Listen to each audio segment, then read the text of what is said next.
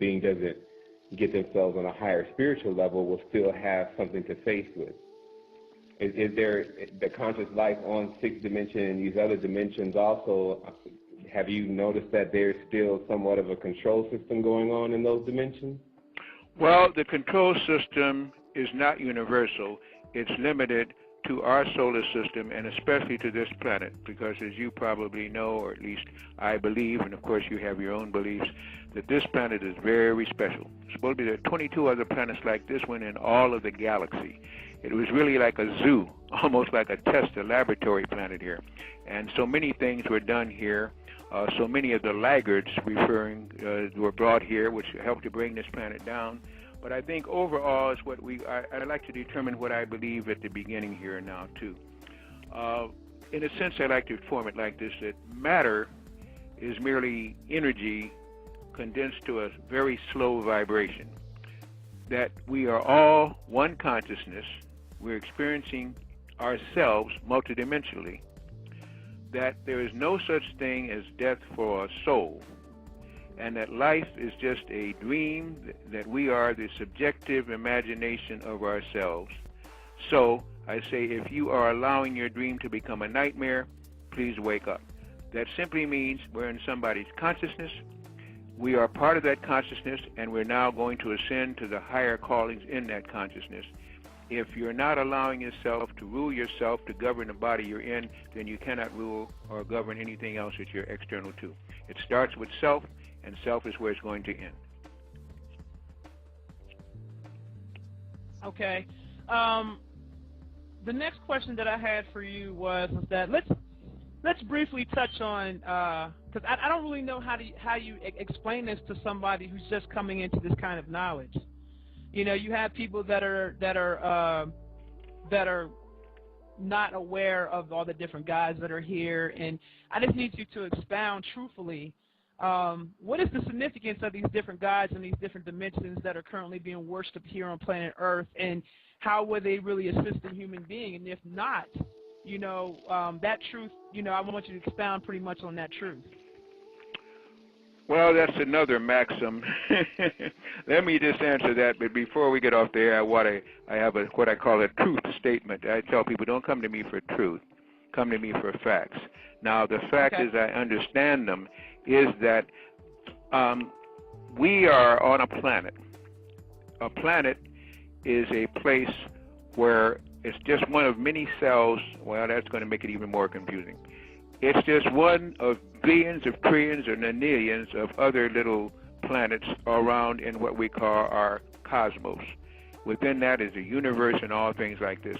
We are experiencing what we call life. In a sense, some people think life is death. You know, it used to be when you were born, people cried. When you died, they rejoiced. It was reversed by Christianity that we reversed that, because they knew that the soul which had come from bliss, which means that we are a soul as part of a creator, and that we took a little bit of that image, got very conceited, and said, therefore we will stray away from our creator, but we will see what it's like on our own. So if you notice, people that are near death, they fight for life and they cry and go on. Well, if life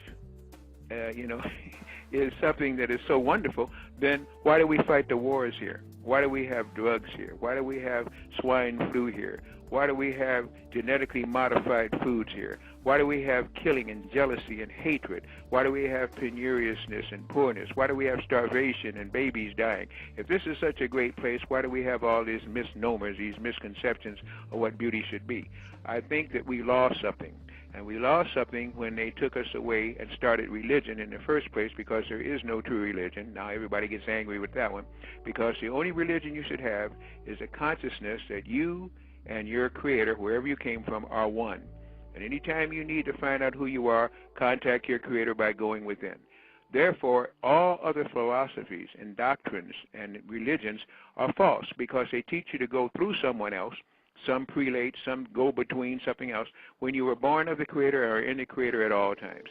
This is where the difficulty comes, because as children, we come here blissful. We come here open-minded. Your children talk to animals, and animals hear. Children see clouds in the room, and they talk to them. Children are on the other side because they just came from the other side. Adults tell them, if you don't see it, don't hold it, can't touch it, it doesn't exist. Stop talking to your cheek, child. You don't see anything. It's because they have gotten so blinded. They're so full of poisons and toxins and vaccines and meats that they can't see.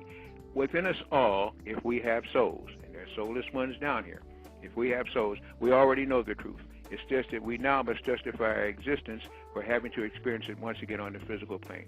To get down to pragmatic, down-to-earth explanation for this, I can only say, as I started out before, energy is simply matter that is now slowed down. We all are pure energy. As we slow down more and more, we think less and less of higher dimensions and get more and more locked into the physical. So much so that we think the physical is real, and yet we have to go to sleep every night to get out of the physical in order to maintain the physical body because it is too low in vibration. Seven? Man, I mean, we need about 5 seconds, man. That was the words really, when they set in, that's really what makes the transformation. I mean, I know there's definitely a lot of people in the chat room, and there's going to be many things that are coming after this, but, the essence of the moment itself, just being in the present, is the most powerful thing. And to have the elder come forth and speak and say it as it is, because, I know our work, and Lynn Honor is also in the chat room. I definitely want to give some shouts out to Lynn and Honor. And, man, just the concept of turning people inward, which is definitely what we've been doing, and to hear it come from the elder's mouth, though, and to explain, because we do definitely get into detail about what's been going on the dimension with the worshiping and things like that, but we know that the youth are ready to make another transformation, and that's why, we see so much chaos from the youth, and that energy can be directed. But I wanted to talk very briefly about Venus, if you could, Doctor, in regards to the actual reptilian being, and because we're at a point where we've confronted and had seen the being and a few of its drones on the dimension. Who do they work for? Well, okay, now you introduced Venus and you introduced the reptoids, and I totally agree that the reptiles have taken over Venus. They have 7 dome cities there. So it's very interesting too. But now, if as the Sister Isis said there, Sister Wisdom said there, I was losing them before, think what we just did to them now. However, obviously in the chat room, you know that there's some people there that are of consciousness and of higher consciousness and are into metaphysical consciousness. I don't know that everybody in the chat room reaches that conclusion, but let's just say, for the sake, because you know more of your audience than I, that there are many who are awake. Then let's just go with the consciousness that there are soulless beings in this galaxy and that have conquered many, many, many solar systems that are soulless, and they're reptilian in form. The overall rule, it changes somewhat, but the overall rule, as I understand, egg-borns do not have souls. Womb-borns do. And the reptilians, who have really hybrided the very bodies we're in, we have, again, at the top of the spine, we have a reptilian brain. That's a heck of a place to put it in a body to jump into, because it means that in order to get to the higher consciousness, you got to go to the reptile brain. And that reptile brain does only 4 things: fight, feed, flee, and fornicate. And I'm being nice. Fight, feed, flee, and fornicate, the 4 Fs. And if you remember, too, in World War II, when you flunked, you had 4F. You were considered 4F. So I simply say this. I agree with you, and if we wish to go that far, and if Sister Wisdom wishes us to go that far, we can talk more about the reptilians, which I think are inside the Earth, but they're inside many planets. And also we need to talk about that. And also that the reptilians, of course, have part of our ribonucleic acid, even though we're supposed to control the dinucleic acid, which means that our very body systems, our very blood systems, are still hybrided by reptilians. This is why it's so easy for people to show fangs and fight and get evil real quickly, because they are evil people, because they're soulless, and they always have been, and they resent that. But past all of that, there's so many wonderful things in this cosmos, so many wonderful things in this constellation, so many wonderful things in this solar system, if we could just rise to a higher vibration. Most of these reptilians live on the 4th dimension. That's why they can come through walls. That's why they can abduct people. That's why they can do these wondrous things. That's just like somebody that just got out of high school and instead of going on to college comes back to grammar school to mess with their children on the playground. It shows again their lack of consciousness. It shows again that they don't have so.